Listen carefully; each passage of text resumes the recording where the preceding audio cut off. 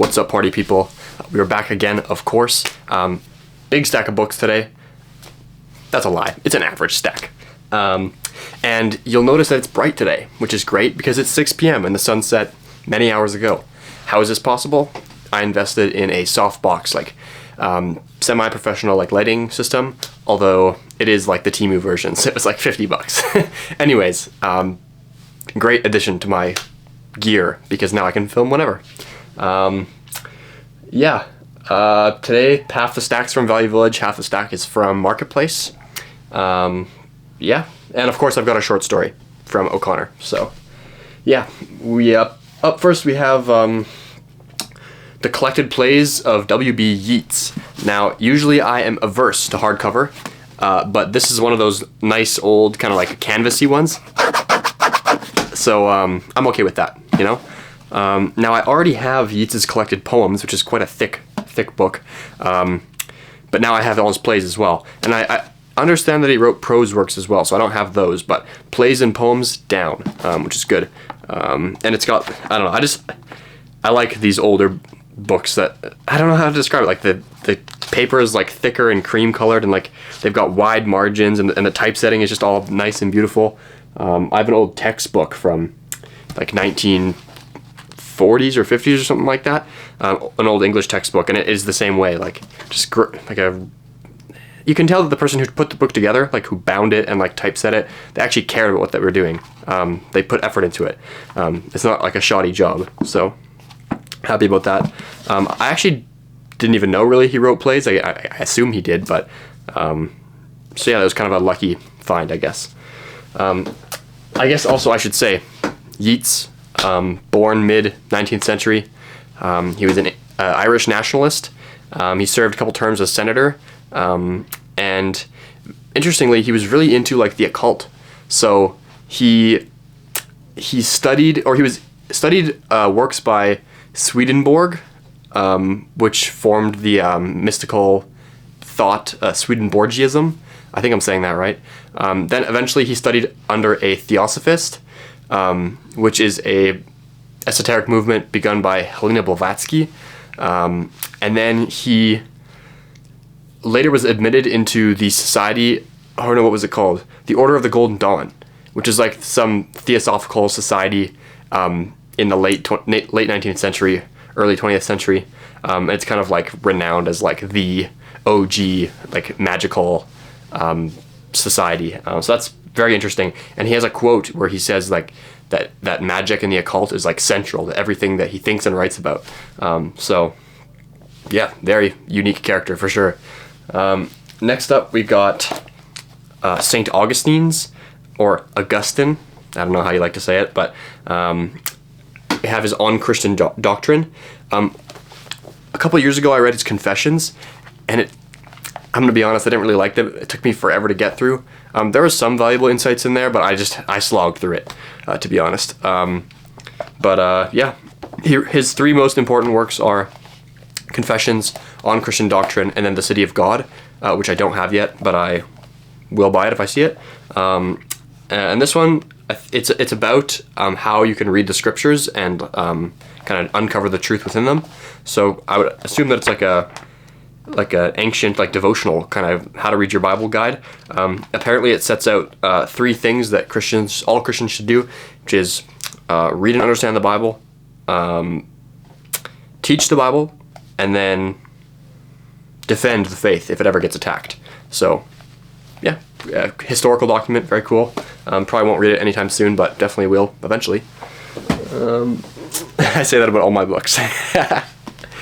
Next up I have highly anticipated, not because I'm going to read it anytime soon, but just because I've been looking for it, and that's Erasmus's Praise of Folly. I've heard great things about this book. It's a nice black Penguin Classics edition, so that's great. A little bit beat up, but that's all right.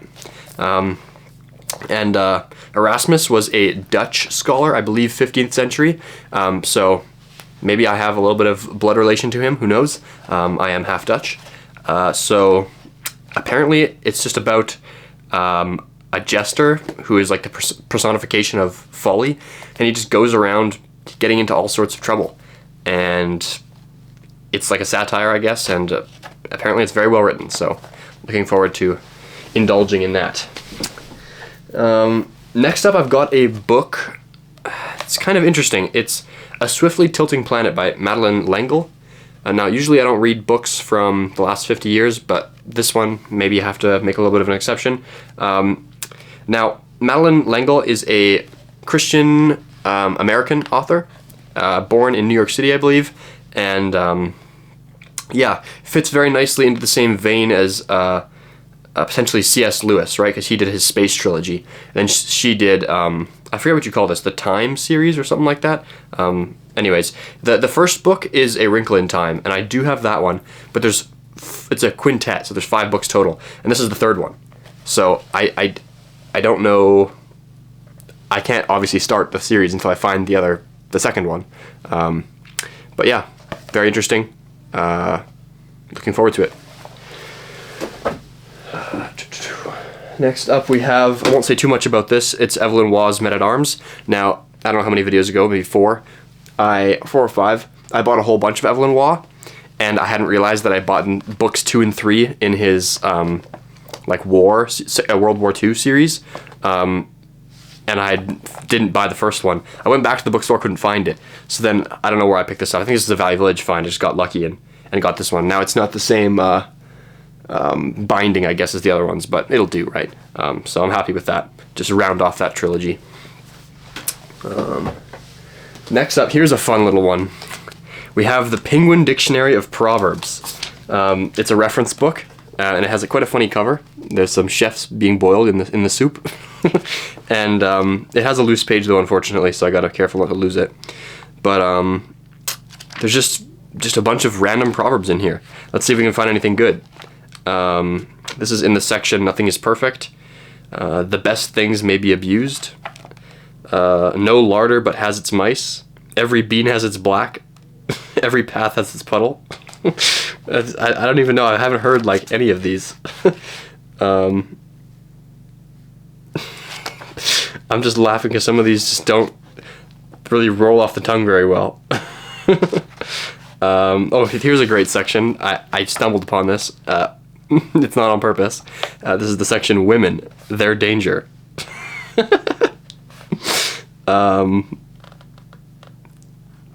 All of these are just kind of sexist with no explanation. Hell hath no fury like a woman scorned. I think I actually might have heard that one before. Their impulsiveness.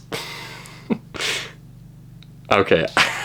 I don't know. None of these are like very quippy, you know? They're just kind of like short sentences. I want quippy proverbs that like roll off the tongue.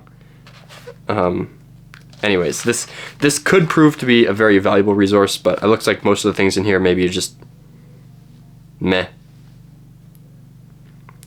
He that is silent gathers stones. That sounds like a Chinese proverb. Still waters run deep. Wow.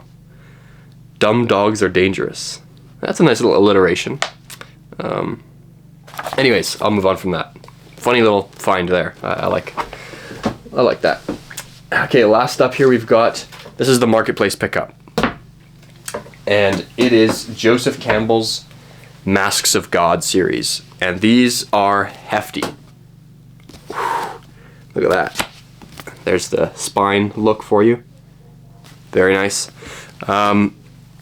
These I saw on Marketplace, got them for $30 for the 4 books. They're in pretty good condition, full set.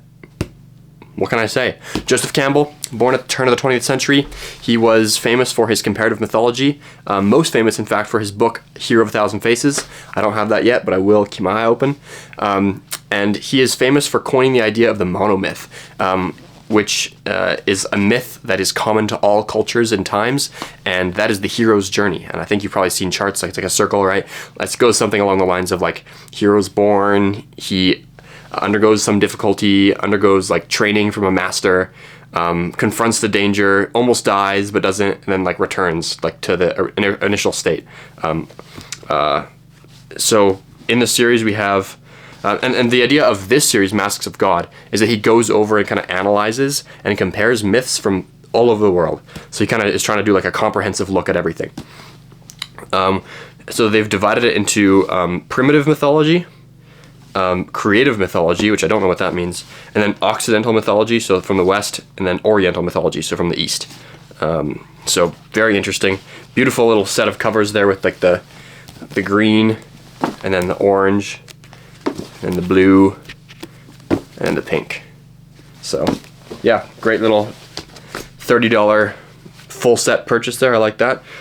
Now that's a thick stack. Will I ever get to that? Oh man, I might be in my 30s by the time I get to this set.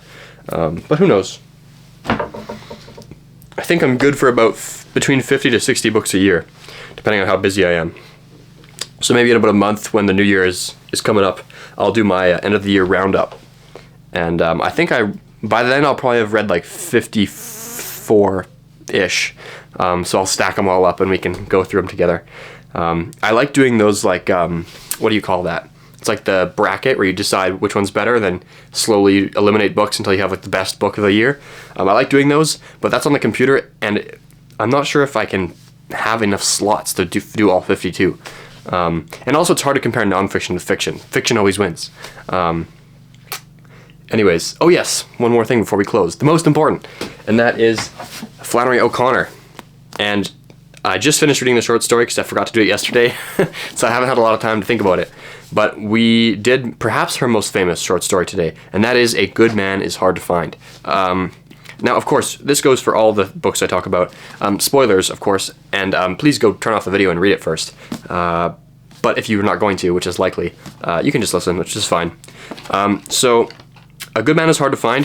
We have a few main characters, but it's maybe hard to argue there is a main character. Hard to say. Anyways, we have a family who lives in the state of Georgia, and they are going on a road trip.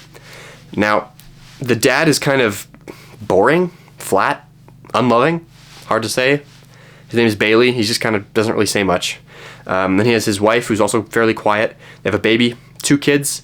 The kids, oh, I forgot the kids' names. It says on the first page of the story. Is it worth looking?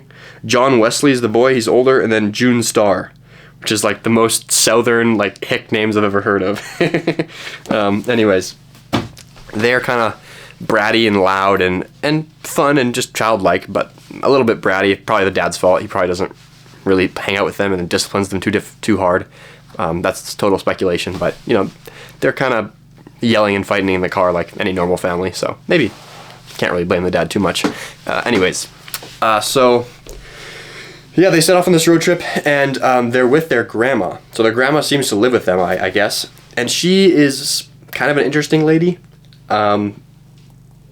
She seems just kind of like a regular grandma, I guess. Like, kind of a bit nervous, doting, perhaps. Yeah, anyways. So they set out together. She sneaks her cat underneath her suitcase into the car because she doesn't want to leave her cat at home alone. So crazy cat lady causes a lot of problems in the end. Anyways, they're in the car, they're driving, and the grandma reads this newspaper about this convict who's escaped jail, the misfit.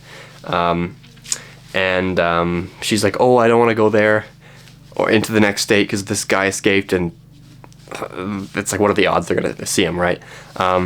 And then they pass through this little inn. I think it's like Red Sammy's or something like that. He makes famous for his barbecue. So they have some sandwiches, and then they have, in their discussion, Red Sammy is saying, just chatting with the grandma, and he's saying, oh, like, times used to be better back in the day. You could trust people. You could leave your front door unlocked, and now you can't do that anymore. Like, times have changed, you know? And then he says, like, yeah, a good man is hard to find. So the title of the short story is in the body of the text. And then they keep driving, and the grandma is like, whoa, I used to like be courted by this guy, this rich guy.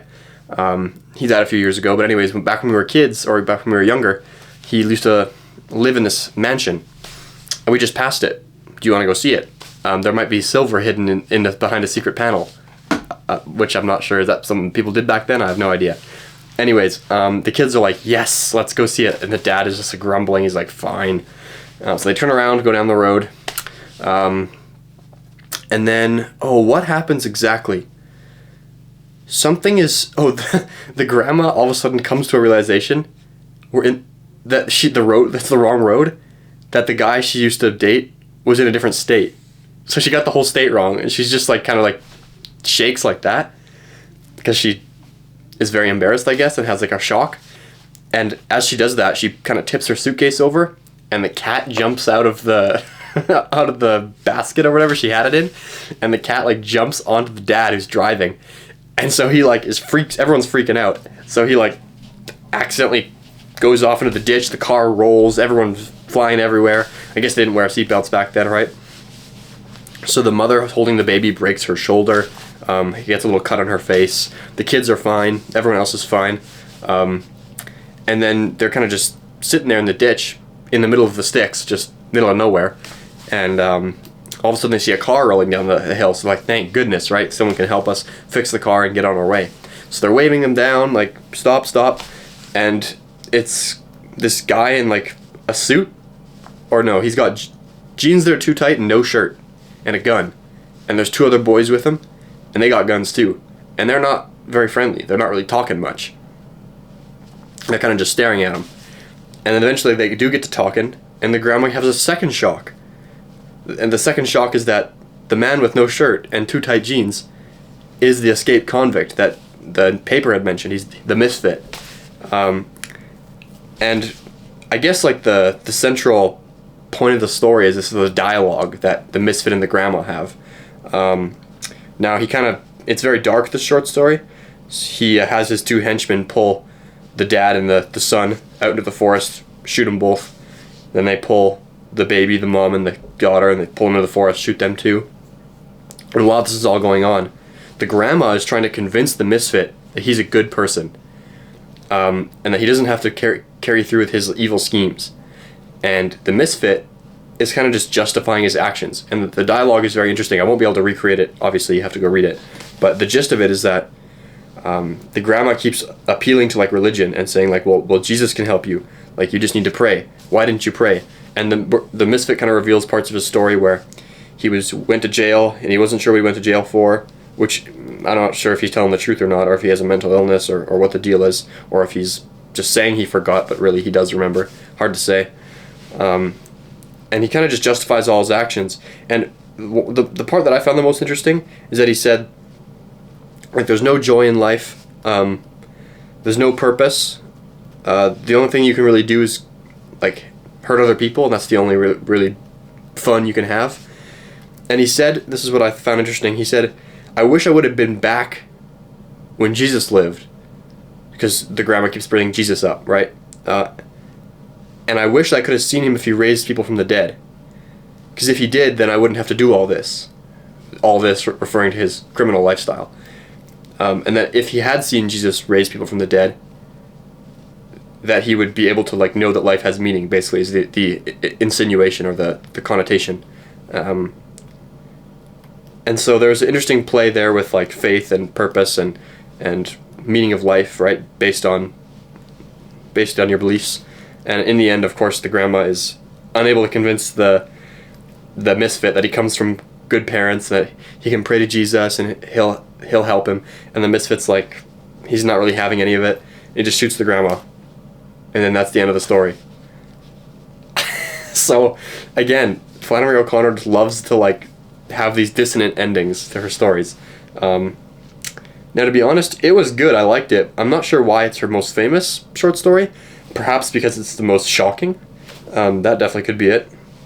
Anyways, it was good. Definitely read it. The dialogue between the grandma and the misfit is worthwhile for sure. It's only like 13 pages or whatever, so yeah. Anyways, thanks for tuning in. I'm going to try to record some videos on some books I finished recently. I finished reading Goethe's Elective Affinities, which was good. I don't want to say too much about it because I'm going to make a separate video.